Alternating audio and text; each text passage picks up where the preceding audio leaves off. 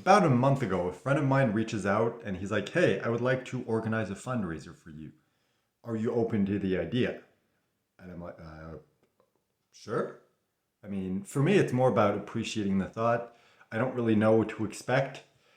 I'm like, I don't want to get too involved because I feel like it would be kind of weird if I'm involved for, a fundraiser for me. Like, yeah, okay, I'll try to be there and I'll try to participate as much as I can, but it's like me being part of the organization process would have been kind of weird. So I'm like, hey, sure, I appreciate the thought. I appreciate, the effort and everything. Okay, whatever feels like the best option for you, let's just go with that. So he started working on that, got a few other people involved, and I didn't really get that much information from him, but I did get some more information from another friend of mine. Sorry, and there was this whole like back and forth of like I don't know what's happening. I don't know in which direction it's going. It seems like it's not going anywhere, and I'm like, hey, I don't care. Like it's not that important. Not that I don't care. I mean, I appreciate that's the thing. What I mean is like it's not what it is that's important to me. It's the fact that it happens. The fact that people are going out of their way, putting this time, this effort to try to help me. That's what I'm appreciative for. So it's not really the result. It's more the thought that counts. It really is in this case. So I really wasn't sure what to expect. And there was about a month between the time where he had the idea and the time where it happened. And a couple of days ago was the day it finally happened. So I've been staying with my friends for the last couple of weeks while they were in Greece. And this was on Sunday evening. So the day that my friend was coming back from Greece. So, I was here and I had to take the bus. It took me like an hour to get there. I ended up being late because the bus was late.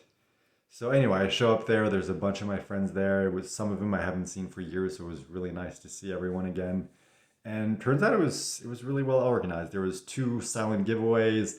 There was a comedian, and there was three people who gave speeches. There was two people who read poems. So it was very, I don't want to say eclectic because that makes it seem like it's not a good thing. It was just like a broad range of different things. And ironically enough, the comedian who was there also had cancer. Not quite as intense as mine, but he did make cancer jokes, which was fun because I've been making cancer jokes for the last 4.5 months. And it was nice to hear someone else make cancer jokes for a change. There's this one that was actually pretty funny because his was testicular cancer, and at some point he made this joke of like, "Hey, it's normal if I seem kind of like to lean to one side because I only have one now, so I'm kind of off balance." So anyway, it was really fun. Poems, I enjoyed it. I'll be honest, poetry has never been my thing, so it didn't touch me as much, but it was still really enjoyable. Really nice poems and everything. And then the three speeches were cool. One of them was from someone I knew, another one was from someone I didn't know, and the third one was also from someone I didn't know. But she's part of an organization that I was a part of, and an organization that a lot of those friends. That's how I met them. Anyway, it's called Toastmasters, about public speaking, leadership, developing all those kinds of skills. And every year there's competitions because there's like groups throughout the world, and there's tens of thousands, maybe hundreds of thousands of people, I don't know, who are part of Toastmasters throughout the world. And there's a competition every year for like speeches and everything. And one of the people who came and gave a speech happened to be the number three female speaker in the world in Toastmasters. And, she was blind and she gave this speech about losing her sight and, the inspirational story that followed. And I was like, wow, okay, that's cool. I was not expecting that. But anyway, at the beginning of the evening, they asked me to kind of give a speech. Well, just say a few words, but I mean, you know me. I mean, you don't know me, maybe. I don't know if you know me or not, but if you know me, you're gonna know that I'm the type of person who likes to improvise, who likes to just share stories. So I just share the story. I don't know how long I spoke, maybe 5, 7 minutes, basically the length of a Toastmaster speech. And I explained the whole situation and everything. And most of my friends who were there already kind of knew the situation. There was just a few people that didn't. Some of the guest speakers that didn't know me, the comedian, and the bartender. Well, anyway, I don't know what her exact title is, bartender, whatever it is, but the woman who was handling all the drinks and the food and the thing at the event because it was at a restaurant. So when I gave the speech at the beginning, the comedian, who I didn't know was a comedian at the time, like gasped when I kind of like gave the cliff notes of like 60 days to live if you do nothing, even if like there's no cure, just a treatment. Even if it works, there's a 60% chance that it'll work. But even if it does work, you'll be like the odds of you being alive in 5 years are 5%. So I kind of like read that out, and the guy like actually gasped and was like, "Oh, okay, cool. I was not expecting that. Cool." And then after that, at the end of the evening or throughout the evening, I went to get a drink at some point, and I was like, "How much do I owe you?" And the bartender was like, "No, no, you don't owe me anything. Like it's on the house." And then later in the evening, she's like, "Hey, can I give you a hug?" I'm like, "Okay, sure." So she like gives me a hug, and not just like a polite hug, a like real hug of like, what you're going through is intense, and you deserve support and encouragement and everything. And I was like, "Okay, I was not expecting that." And then at the end of the evening, completely, when everything was over and we were leaving, she's like, "Hey, can I give you another hug?" I'm like, "Okay." I'm just laughing because like I wasn't expecting that. It's not a weird thing. It's really nice and kind. It's just I wasn't expecting it. Anyway, she gives me another hug, and it's like a really long hug. And at the end, she's like, I'm gonna send you some energy and everything. And I'm like, "Oh, that's really nice." It's nice to know that sharing my story can affect other people in a good way, I hope.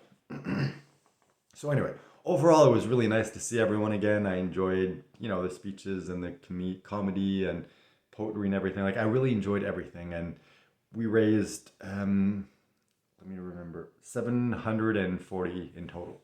Like it's really not about the money. Of course, I appreciate the money. I'm gonna spend it on, health and immigration and marriage and whatever I need money for right now. So it's not about the money. I really appreciate the money, but more it's about seeing everyone who went out there and who, encouraged me and participated in everything. And as I'm saying this, I can't believe I forgot. There's also a dance class.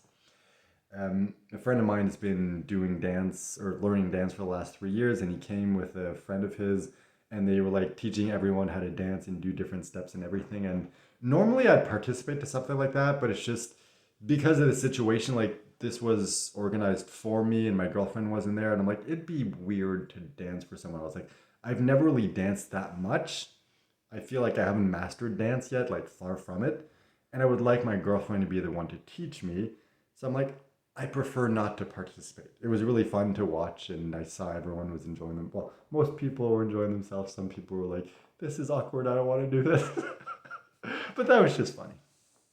So anyway, it was a really, really fun evening, and I'm so grateful for all my friends going out and taking the time to organize everything and donating their time and their money and everything. And it's just like it reminds me once again of just how lucky I am to be surrounded by so many awesome people.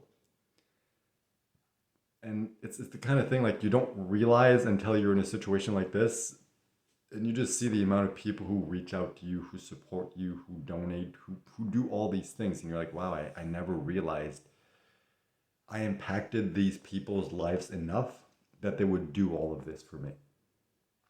So it makes me really, really grateful. And I guess that's part of the reason why I'm living this entire thing, to become aware of this and to be appreciative of this and just make the most that I can out of life.